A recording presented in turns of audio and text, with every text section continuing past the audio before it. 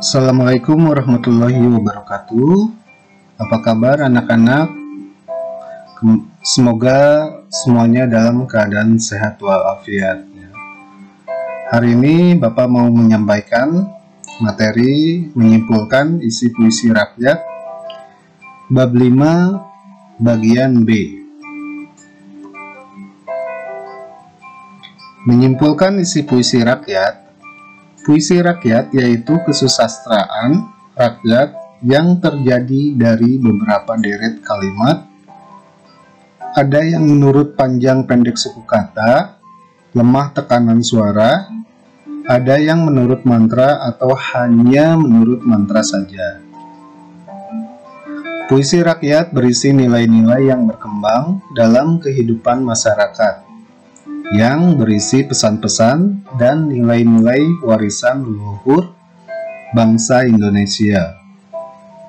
Puisi rakyat berupa pantun, syair, gurindam, atau puisi yang berkembang di kawasan tertentu. Hari ini Bapak mau menjelaskan puisi rakyat yang pertama pantun, syair, dan gurindam. Sebelum kita ke pembahasan, kita ulas kembali ya materi minggu kemarin. Apa itu pantun? Pantun yaitu puisi Melayu yang mengakar dan membudaya dalam masyarakat dengan ciri-ciri sebagai berikut. Yang pertama, tiap bait terdiri atas 4 baris atau larik. Yang kedua, tiap baris terdiri atas 8 sampai 12 suku kata. Yang ketiga, rima akhir setiap baris adalah A, B, A, B. Yang keempat, baris pertama dan kedua merupakan sampiran. Dan yang kelima, baris ketiga dan keempat merupakan isi.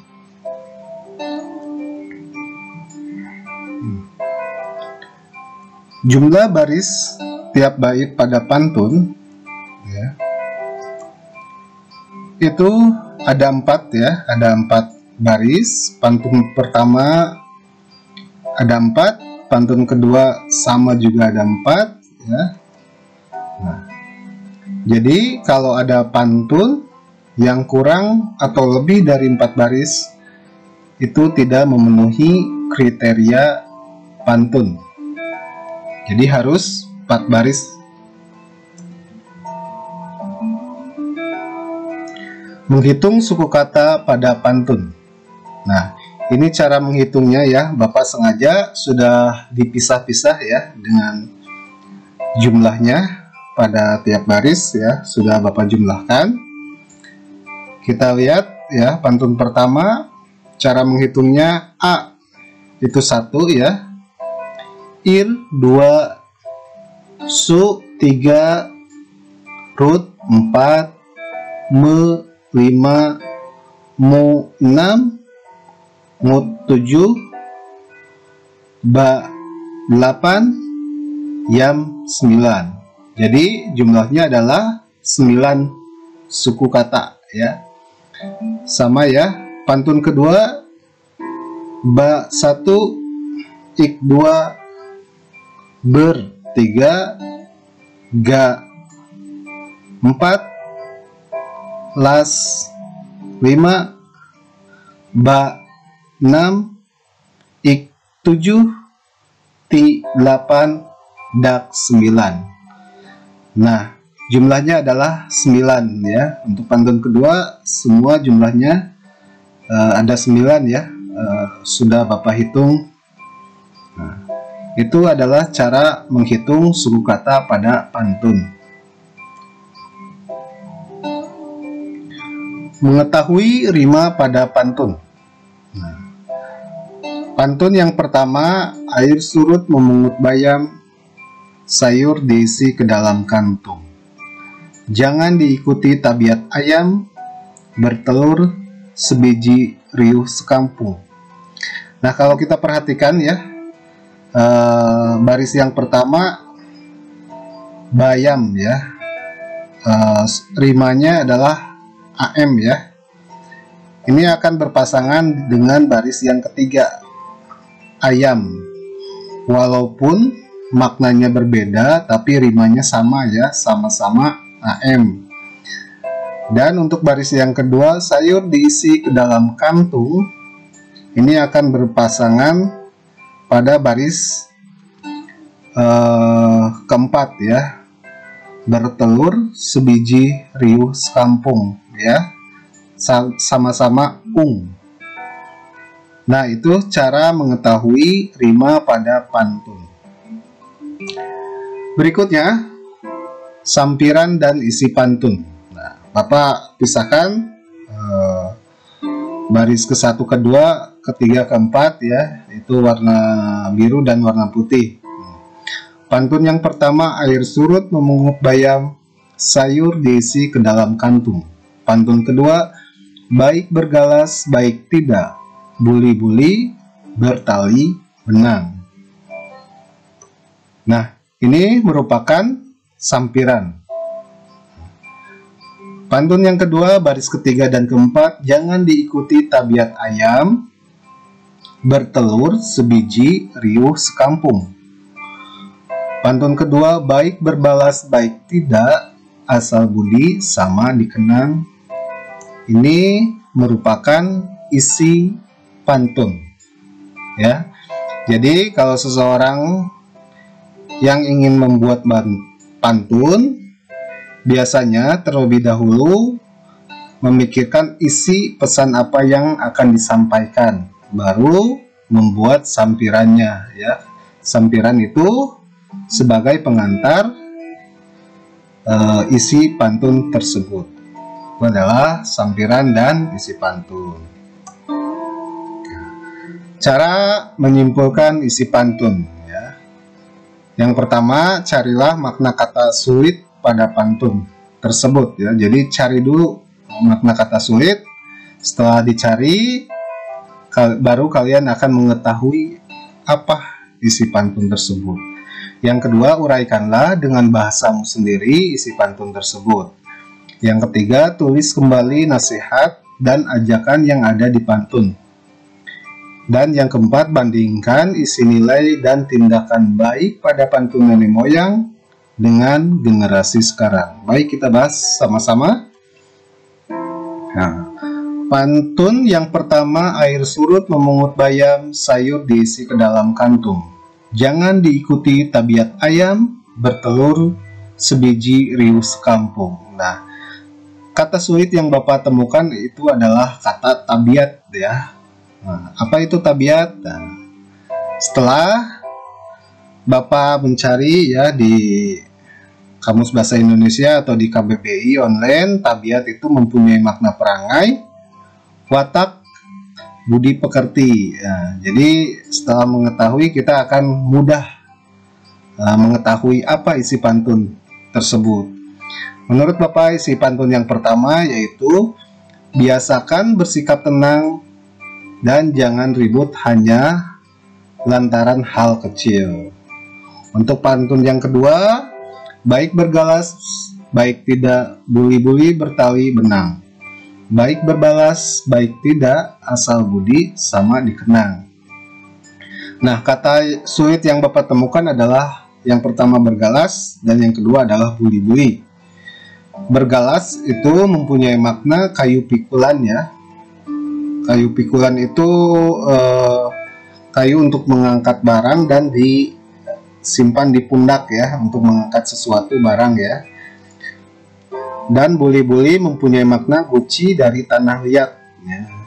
Nah, setelah mengetahui kata sulit tersebut, kita akan lebih mudah mengetahui isi pantun tersebut.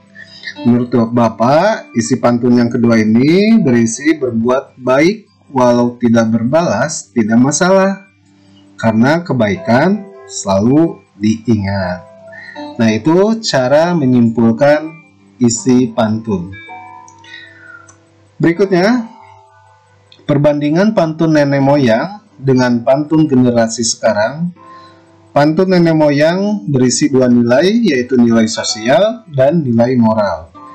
Nilai sosial yaitu menyarankan tata cara dalam hidup bermasyarakat, mirip saling menghargai, saling membantu.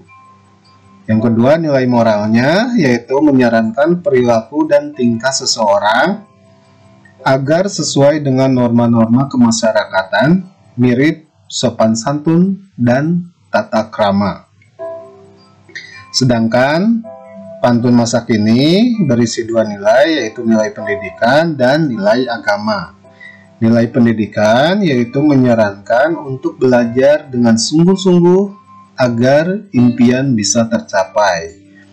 Dan untuk nilai agama yaitu menyarankan agar selalu berdoa dalam setiap perjuangan yang dilakukan. Nah, itu adalah perbandingan antara pantun nenek moyang dengan pantun generasi muda atau generasi masa kini ya. Nah, sekarang kita akan membahas syair. Kita bahas sedikit dulu ya.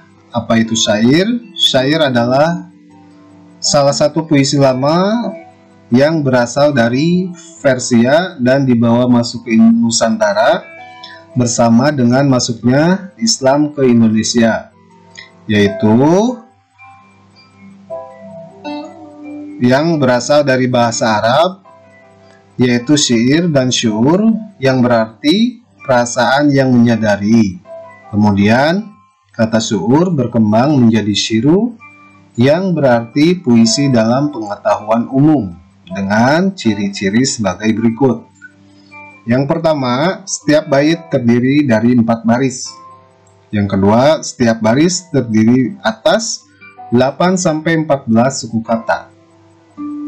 Yang ketiga, bersajak A, sama ya semuanya.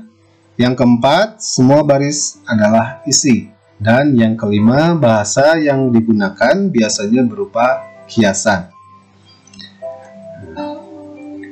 Cara menyimpulkan syair. Yang pertama, cari makna kata sulit pada syair tersebut. Sama seperti pantun ya, cari dulu kata sulit ya yang kalian temui, baru kalian akan lebih mudah untuk mengetahui isi syair tersebut. Yang kedua, uraikan dengan bahasamu sendiri isi syair tersebut. Baik, kita bahas bersama. Nah, ini bait pertama. Inilah gerangan suatu madah, mengarangkan syair terlalu indah, membetuli jalan tempat berpindah, di sanalah itikaf diperbaharui sudah. Nah, ini kata sulit yang Bapak temukan adalah kata madah dan itikaf ya. Setelah dicari maknanya, madah berarti kata-kata pujian, itikaf kepercayaan atau keyakinan yang teguh. Nah, jadi kita bisa mengetahui isi syair tersebut. Isi syair yang pertama berisi nasihat cara menjalani hidup yang hanya sementara ini. Untuk bait kedua yaitu kata tamsil ya, kata sulit yang Bapak temukan adalah tamsil. Tamsil mempunyai makna ibarat lukisan sesuatu sebagai contoh. Jadi menurut Bapak, isi syair yang kedua ini, pemuda perlu membekali diri dengan ilmu dan amal yang baik di dunia untuk bekal di akhirat nanti. Nah, itu cara menyimpulkan syair. Berikutnya kita bahas dulu sedikit gurindam. Apa itu gurindam? Gurindam adalah puisi lama yang berasal dari negeri India. Istilah gurindam berasal dari bahasa India, yaitu kirindam, berarti mula-mula atau perumpamaan. Gurindam syarat nilai agama dan moral. Tak dimungkiri bahwa gurindam bagi orang dulu sangat penting dan dijadikan norma dalam kehidupan dengan ciri-ciri sebagai berikut. Yang pertama, terdiri atas dua baris dalam sebait ya. Jadi dalam sebait itu ada dua baris. Yang kedua, tiap baris memiliki jumlah kata sekitar 10 sampai 14 kata. Ketiga, tiap baris memiliki rima sama atau bersajak AA, BB, CC, dan seterusnya. Yang keempat, merupakan satu kesatuan yang utuh. Yang kelima, baris pertama berisi soal, masalah, atau perjanjian. Yang keenam, baris kedua berisi jawaban, akibat dari masalah atau perjanjian pada baris pertama. Jadi, untuk baris yang pertama adalah masalah atau perjanjian, dan baris kedua merupakan jawaban dari masalah dan perjanjian itu. Dan yang terakhir, yang ketujuh, isi gurindam biasanya berupa nasihat, filosofi hidup, atau kata-kata mutiara. Baiklah, kita bahas cara menyimpulkan isi gurindam. Yang pertama, cari makna kata sulit pada gurindam tersebut. Sama ya, cari dulu kata sulitnya untuk mempermudah kita mengetahui isi gurindam itu. Yang kedua, uraikanlah dengan bahasamu sendiri isi gurindam tersebut.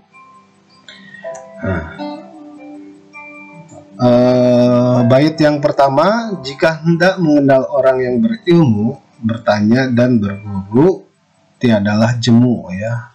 Jadi kata sulit yang Bapak temukan adalah kata jemu. Dan bait yang kedua, jika hendak mengenal orang yang berakal, di dalam dunia mengambil bekal. Ya, kata sulit, bait yang kedua adalah bekal. Nah, setelah dicari apa itu jemu, mempunyai makna terlalu sering atau bosan. Jadi isi gurindam yang pertama menurut Bapak, bila belajar kepada yang pintar, jangan malu-malu untuk bertanya dan berguru.